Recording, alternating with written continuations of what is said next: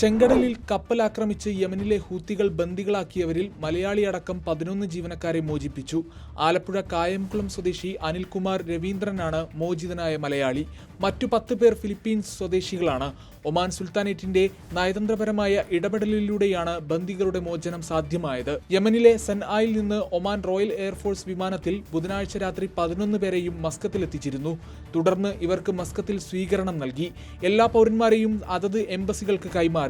അനിൽകുമാറിനെ നാട്ടിലേക്ക് പറഞ്ഞയക്കാനുള്ള നടപടികൾ പൂർത്തിയായി വരുന്നതായി മസ്കത്തിലെ ഇന്ത്യൻ എംബസി അധികൃതർ അറിയിച്ചു. അനിൽകുമാറിനെ യമനിൽ നിന്ന് സുരക്ഷിതമായി തിരിച്ചെത്തിക്കാൻ ഇന്ത്യൻ സർക്കാരിന്റെ ഭാഗത്തുനിന്ന് സംയോജിത പരിശ്രമങ്ങൾ ഉണ്ടായിരുന്നതായും മോചനം സാധ്യമാക്കാൻ ഇടപെട്ട ഒമാൻ സുൽത്താനേറ്റിന് നന്ദി അറിയിക്കുന്നതായും എംബസി പറഞ്ഞു.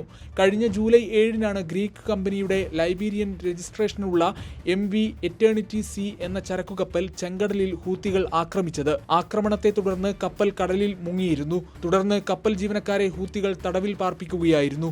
ഗൾഫ് മാധ്യമം, മസ്കത്ത്.